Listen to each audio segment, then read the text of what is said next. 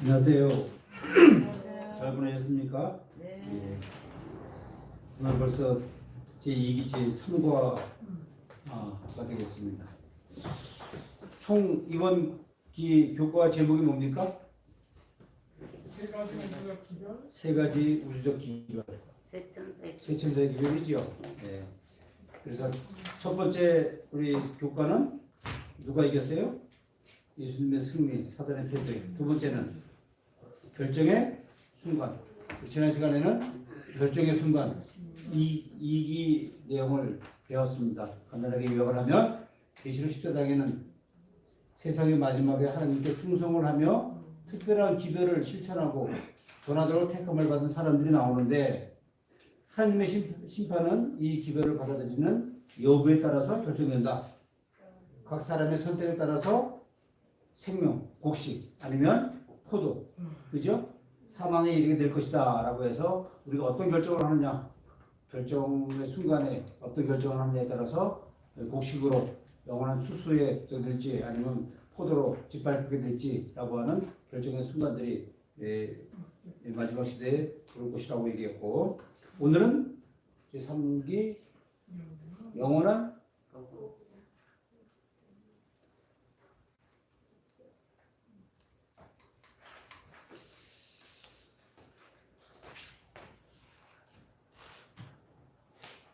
복음입니다.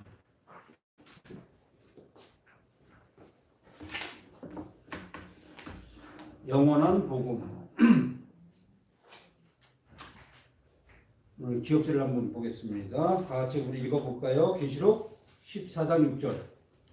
또 보니 시작. 또 보니 다른 천사가 공중에 날아가는데 땅에 거하는 자들 곧 모든 민족과 종족과 방언과 백성에게 전할 영원한 복음을 가졌더라.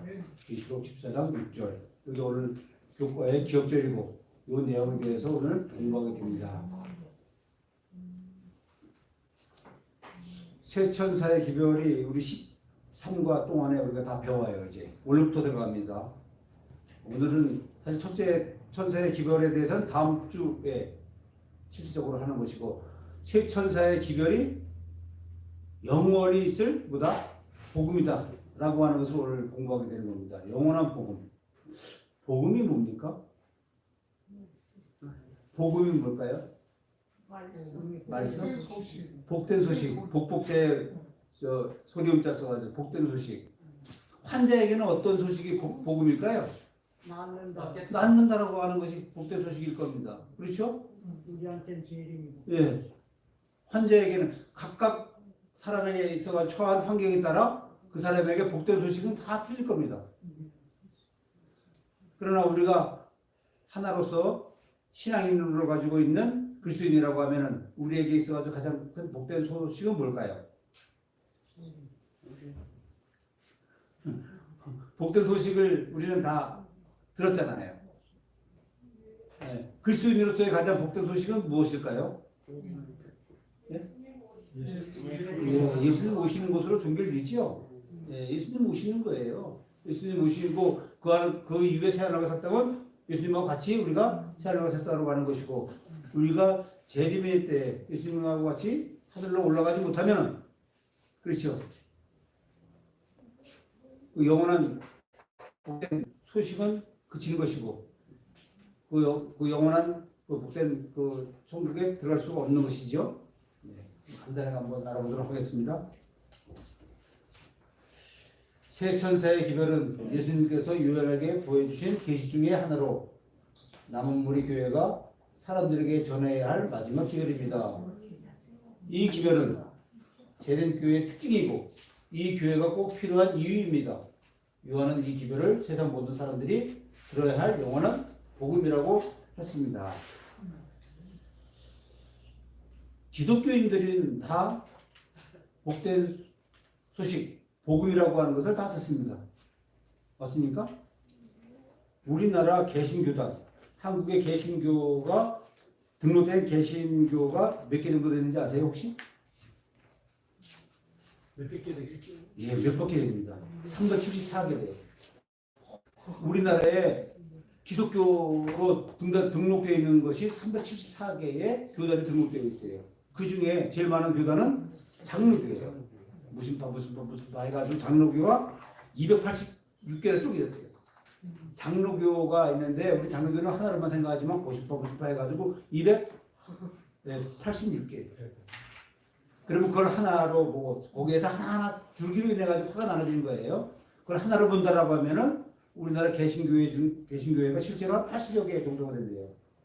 80여 개 되는 것 중에 하나가 우리 재림교회가 등단되어 있는 것입니다. 우리나라. 본교회도 장로교회가 둘이 있는데 네. 둘 다 틀리죠? 남남이요. 예, 그렇습니다. 그렇게 많은 이제 교단을 가지고 있는데 지금 80여 개의 장로교를 하나로 보고 80여 개의 교단 중에 복음을 가지고 있다고 하지만 이 교단 차원에서 이 영원한 복음을 가지고 있다. 그리고 영원한 복음을 우리가 뭐 해야 되는 전파해야 되는 그런 사명을 가지고 있다라고 해가지고 교단 차원에서 이 세천사의 기별을 전파하거나 알리는 교단이 하나도 없다라고 하는 사실이에요. 물론 일일교회 개신교회 목사님들 개인이 설교를 하다 보면은 개인 차원에서는 세천사 기별 이것도 설교하는 것도 제가 들었습니다. 얘기를 합니다. 성경에. 그러나 교단 차원에서 이것이 교회의 뭐다? 우리 교회의 사명이다. 우리는 분명히 우리 교회의 사명이다라고 하는 것이 나와 있죠. 네. 우리 교회의 사명이다. 이 영원한 복음을 마지막에 전할 그 교단이, 그 교회가, 그 메신저가 누구다? 우리 재림 교인이다. 라고 하는 것을 분명히 사명에 담고 있습니다. 그래서 우리는 그것을 우리 좋은 말로 무슨 물이라고 이렇게 얘기합니까? 남은 물이라고 이렇게 얘기하잖아요. 그죠? 그래서 그걸 선민사상으로만 우리만 택한 족속이다라고 해서 옛날에 너무 그렇게 해서 지금은 우리 제7안식일 예전인 교인들만 구원받는 것은 아니다라고 하는 것으로 되어 있죠. 그러나 그것을 전파할 수 있고 영원한 복음을 가지고 있는 교단 그거에 대해서는 우리만이 가지고 있는 사명이다 라고 하는 것을 우리가 기억한다라고 하면은 이 얼마나 우리가 가지고 있는 이 해야 될 역량이 그렇죠? 크고 또 때로는 무겁고 또는 그 영원한 복음을 가지고 있다라고 하는 거에 대해서 우리가 기쁨과 그렇죠? 은혜 속에서 살 수 있을 거다 이렇게 보여집니다. 오늘 우리 교과를 하면서 깨닫는 것은 세천사의 기별은 재림교회의 존재의 이유와 그 사명을 알려주는 것이고 느끼는 것은 영원한 복음을 전하는 것이 인류를 위한 하나님의 원대한 사랑의 계획임을 느끼는 것이고 뭘 행하느냐? 인생의 깊은 목적과 의미를 이루는 세천사의 기별을 기쁘게 뭐한다? 증거한다. 우리 교회의 사명이요. 우리 교인들의 사명이다 라고 하는 것을 우리는 깨닫고 실천하는 것이 이 교과의 목표가 되겠습니다.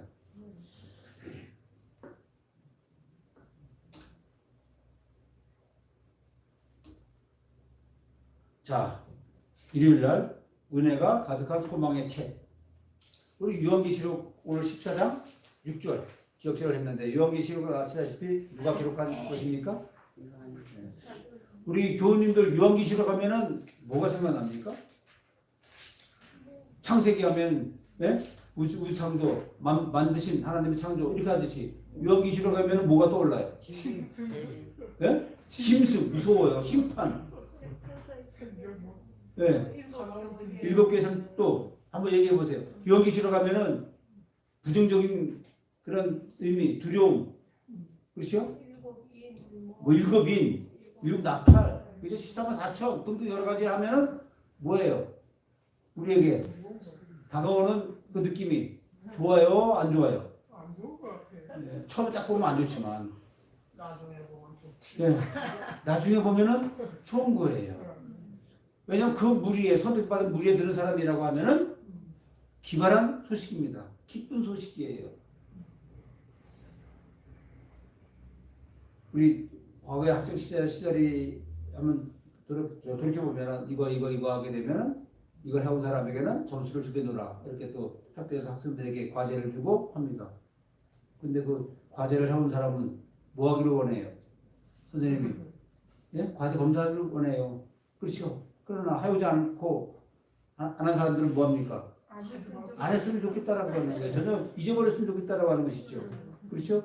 영원한 복음은 하나님께서 분명히 뭐라고 얘기했습니까? 예수님이 이 땅에 다시 오시겠다라고 얘기했는데, 그렇죠? 그걸 믿는 사람에게는 오시는 것은 그 이후에 우리에게 주어진 그 영원한 삶에 대해서 보장받는 것이고, 그걸 몰랐던 사람들에게는 그것이 뭐가 되는 거예요?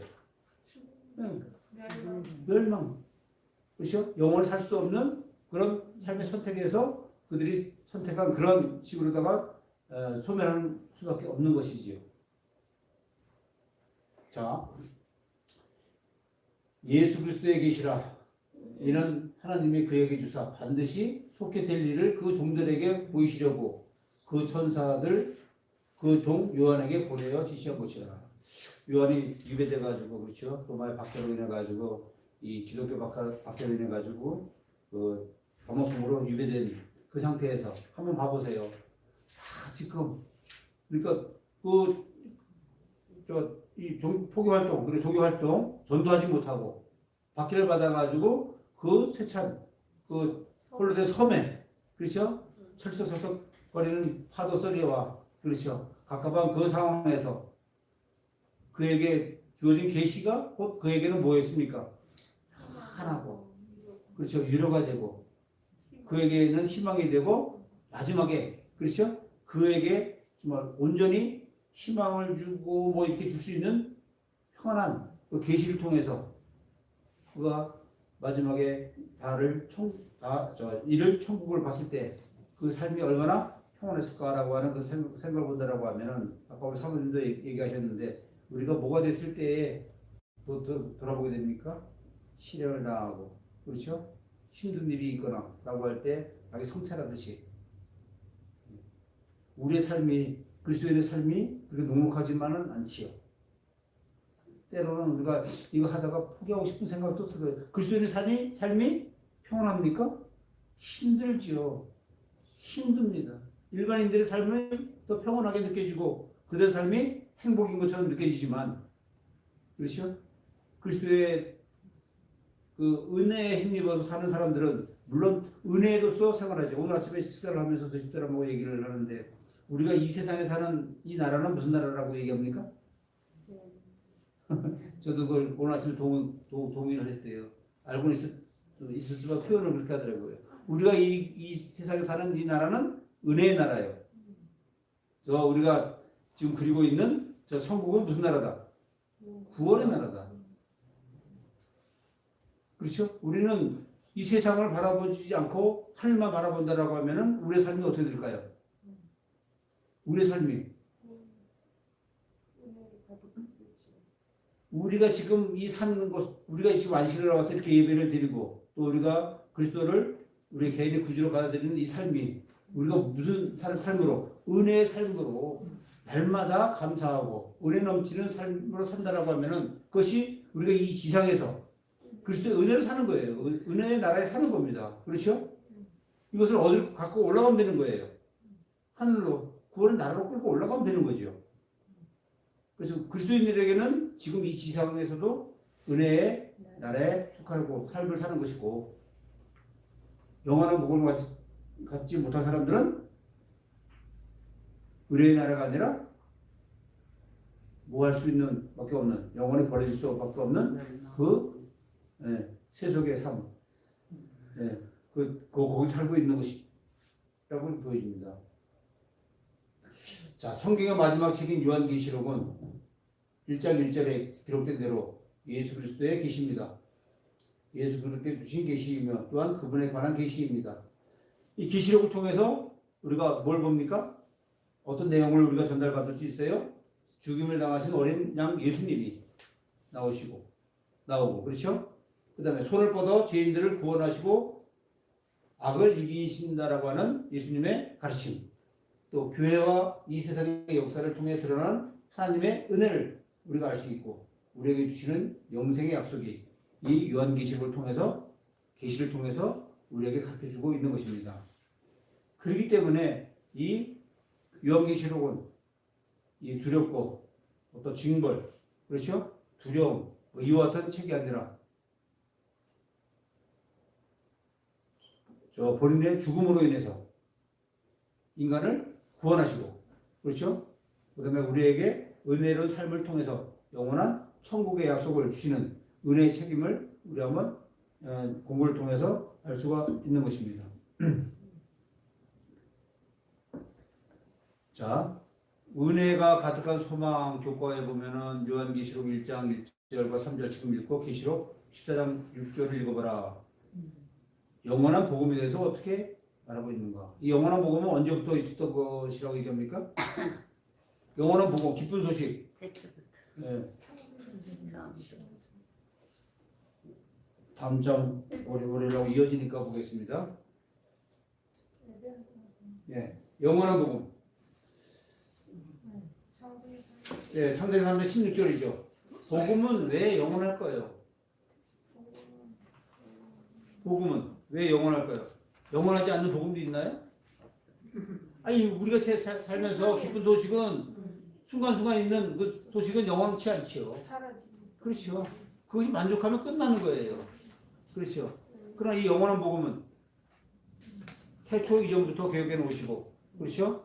그 다음에 세상 끝에까지 그 기별이 뭐하지 않는, 변하지 않는 복된 소식이라고 하는 사실이 그 교제를 통해서 우리가 알 수 있습니다. 자, 디모데후서 1장 9절에 보면은 하나님께서는 우리를 구원해 주시고 또 그분의 거룩한 일을 위해 우리를 부르셨습니다. 그것은 우리의 선행으로 된 것이 아니라 하나님의 목적과 은혜로 된 것입니다. 그 은혜는 영원전에 그리스도 예수님 안에서 우리에게 주신 은혜대로 하시니라. 이렇게 현대 성경을 적어놨습니다. 영원 전부터 그리스도 예수님 안에서 우리에게 주신 은혜대로 준비해 놓으신 계획이라는 얘기죠. 복음은 왜 영원할까요? 아담과 하와가 죄를 짓자마자 하나님께서 창세기 3장 15절에 구속의 경륜에 대한 말씀을 주셨습니다. 소망을 주셨습니다. 그것이 선포로 하는 것이지 그때 이루어진 것이 아니죠. 그때 시작된 것이 아니란 말이죠. 네. 태초 이전부터, 창조 이전부터, 복음은 사람이 창조되기 훨씬 전에 시작되었고 또 영원한 미래를 통해 이루어질 것이기 때문에 복음은 영원한 복음으로 굳건하게 쓸 수밖에 없습니다. 자, 하나님은 사람이 배반한 후에 마음이 바뀌어 회개하고 다시 하나님께 돌아오면 그들을 구원할 방법을 오래전부터 계획에 놓으셨습니다. 성경절은 디모데후서 1장 9절, 디도서 1장 2절, 에베소, 베드로전서 이와 같은 데 보면은 우리가 그때마다의 때문이 아니라 영원 전부터 창조 전부터 이 구원의 계획이 세워졌다라고 하는 말씀이 성경 가운데 기록되어 있습니다. 자, 파일을 보면은 은혜 이야기가 나옵니다. 은혜. 세천세 기별은 또 뭐라고요? 은혜 이야기라는 얘기죠. 누구의 은혜로 말미암아? 예수님의 은혜로 말미암아. 여러분들 은혜를 베푸시는 경우가 많이 있습니까? 은혜를 받으신 경우도 많이 있나요? 있어요. 예, 우리 사람이 살다 보면 이웃과 여러 사람들에게 의해서 은혜를 나누기도 하고 은혜를 뭐합니까? 베풀기도 하고 이렇게 합니다. 그러나 그와 같은 은혜는 우리가 인간관계, 삶을 통해서 이루어지는 것이지만 이 여기서의 은혜의 이야기는 뭡니까? 죽을 수밖에 없는, 그렇죠?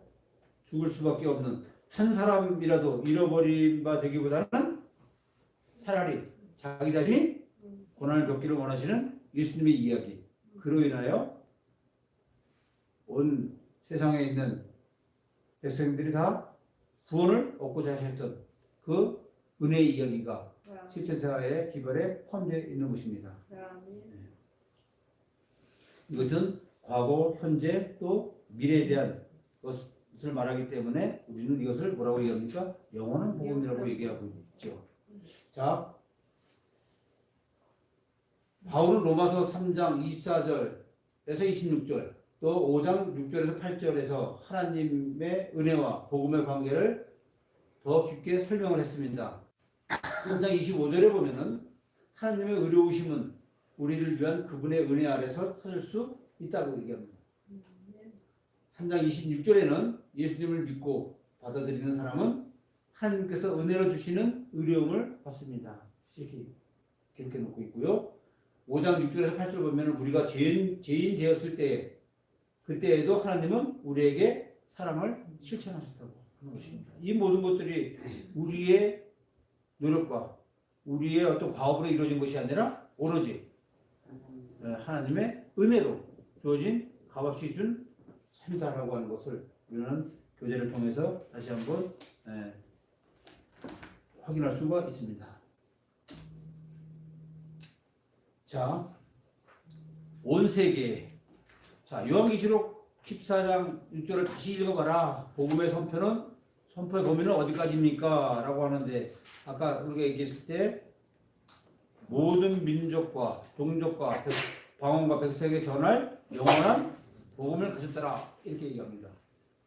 자, 이 첫째 천사 기별, 둘째 천사 기별, 셋째 천사 기별이 다음 주부터 이제 그 기별에 대한 내용이 나올 텐데, 이게 서로 독립된 내용들입니까?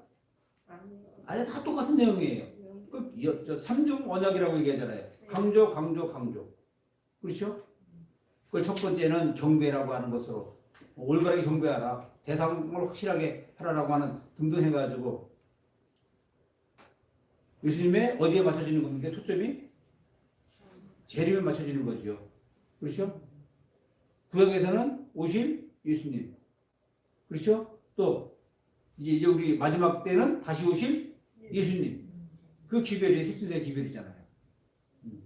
거기에 맞춰져 있는데,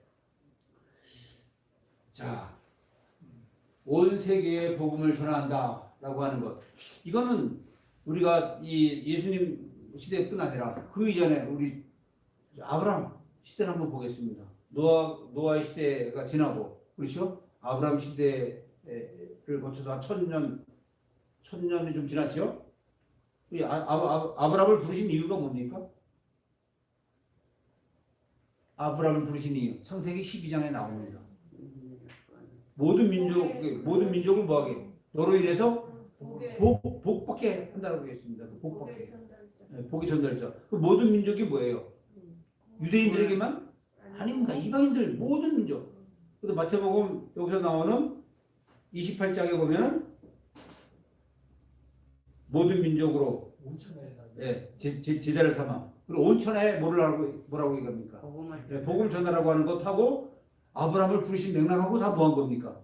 일치 같은 거예요. 그 사명을 하나님께 부르신 것은 선택된 백성, 민족, 이스라엘 백성을 통해서 어디를 다 전하기 위한? 온 백성을 전하기 위한, 아브라함을 통해서 온 민족에게 복된 기별을, 하나님의 말씀을 전하기 위한, 그래서 부른 것과 마찬가지로 예수님께서도 예수님 시대에서 제자들을 통해서 어딜 가서 사도를 통해서 온 세상에 복음을 전파하도록 그렇게 교훈을 주시고 명령을 하셨죠. 모든 민족이 너로 말미암아 복을 얻을 것이다. 모든 민족을 제자 삼아서 아버지, 아들과 성령의 이름으로 침례를 베풀고 라고 하는 그 사명이 구약 시대나 시작 시대에서나 그 사명은 뭐하다? 같다라고 하는 것을 우리는 일맥상통하다라고 하는 것을 알 수 있습니다. 우리는 이 마지막 때의 위대한 사명을 이어받은 상속자들입니다. 그 사명을 이루기 위해 온 힘을 다해야 합니다. 사명에 대한 헌신이 필요합니다. 우리 자신의 이익을 제쳐두어야 합니다. 우리는 아직 예수님을 모르고 소망과 하나님의 은혜가 필요한 사람들을 도와주어야 합니다. 자, 선교운동. 이런 식으로 해서 온 세상에 그리스도의 사명, 그렇죠? 전파하기 위해서 선교운동을 벌이도록 되어 있는데, 예수님 시대 당시 이후에는 사도 바울이 이렇게 했죠. 우리에게는 선교운동, 지금 유엔에 등록된 나라가 235개 나라예요. 그래서 우리 재림 기별에 들어가는 것이 215개가 된대요. 책에는 교과에는 210여 개 이상이라고 215개. 한 20여 개만 아직 우리 기별이 안 들어있다고 합니다. 요 밑에 보면 대부분 복음이 전해지지 않는 나라들 해가지고 뭐예요? 녹색으로 돼 있는데 어느 지역이에요? 좀 보면은 위도 10도에서 40도, 그걸 중위도라고 얘기하는데 그 지역에 많이 안 들어가 있고 저기 위에 북남 극지방으로 가면서는 다 거의 다 들어가 있다는 거예요. 또 한 20여 개의 나라만 들어가면은 온 세상에 복음이 전파될 텐데 이와 같은 것들은 직접적으로 우리가 뭐 하는 경우가 있고 선교사가 파송되는 경우도 있고 목사님도 파송되는 거 있고 그렇죠? 그와 같은 우리 교회에도 많은 그 선교사들에 의해서 패널이 되어 있잖아요. 우리 교회의 최초의 선교사는 우리 여기서 교재에서 누구를 소개했습니까? 앤드루스. 예. 앤드루스라고 하는 아주 훌륭한 사람, 학자, 왕성한 저술가, 강력한 설교자, 유능한 신학자, 그렇죠? 아주 훌륭한 분이 미국인 고향을 떠나서 부인과 사별한 이후에 자녀들을 데리고 미지에 아무도 모르는 곳에 가서 뭐를 위해서 이 복음을 전하기 위해서 파송된 것이 우리 재단의 첫 번째 선교 사역이래요. 그래서 어제 우리 임승 장로님께서도 이제 그 헬라 사상과 11사장을 얘기를 하시면서 그 당시에 많은 그 헬라니즘 그 문화가 우리 기독교에 영향을 미친 것을 이렇게 얘기를 해 주셨는데 그러면서 알렉산더의 업적을 통해서 하면서 성경이 히브리 성경이 70인역에 의해서 헬라 성경으로 번역된 것. 왜냐하면 그 당시에는 다 로마의 제국에 의해서 세계가 접해되다 보니까 언어도 다 뭐예요? 헬라 언어예요. 예. 문화도 다 그렇고 고국의 말 다 잊어버리고 언어도 다 거의 잊어버린 상태에서 그것을 번역하는 계기로 인해 가지고 오늘날 우리가 이 번역본을 보는 것은 그나마 그 당시에 있었던 업적을 통해서 우리가 볼 수 있었는데 지금도 성경에 가장 근본적으로 전하는 그 메시지 그 뜻을 알려면은 어디를 합니까? 영어 성경 보고 그다음 또 뭐 봅니까? 영어 성경도 헬라어를 보고 또 헬라어보다 더 공부를 하거나 더 좋아하는 사람은 뭘 봐요? 진짜 히브리어를 본다라고 하면은 그 단어 하나, 그 맥락 하나하나가 무엇을 전달하고자 하는 것인지를 알고자 깊이 연구하는 그런 학자들이 그들이 있는 것이 바로 그 성경 말씀의 정확한 뜻을 뭐하기 위해서 전달해 주고자 하는 것을 찾고자 하는 것들이죠. 그래서 우리는 그 같은 언어는 모르지만 이렇게 우리나라 말을 잘 읽고 또 이것을 깨닫는 지혜를 달라고 이렇게 기도를 하고 간구를 한다라고 하면은 성령께서 그 같은 것을 통해서 깨워주실 것이라고 보여집니다. 자, 계시록 10장에는 큰 환난을 당하고 온 세상에 복음을 전할 때 남은 무리에 대한 예언이 나오는데 지금 10장 11절에 나오는데 첫 번째는 1844년 밀러를 따르던 무리들이 큰 실망을 경험했을 때 선포되었고 뒤에 우리 계속 나옵니다. 뒤에 우리 저 내용에 대한 거. 두 번째는 첫 번째 선교사인 앤드루스를 파송한 것으로 인해 가지고 그것이 시작됐다라고 하는 것. 그래서 세천사의 기별의 시작이라고 하는 것이 예언을 통해서 이루어지는 것들에 대한 것들이 이미 못되고 있다. 시작되었고 진행되고 있다라고 하는 것으로 이 교과에서는 그 같은 것을 소개해 주고 있습니다.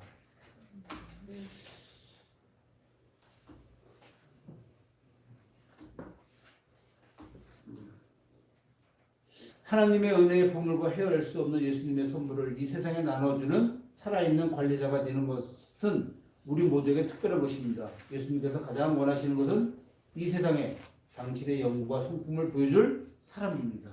다시 한번 읽어보겠습니다. 예수님께서 가장 원하시는 것은 이 세상에 당신의 영과 성품을 보여줄 사람입니다.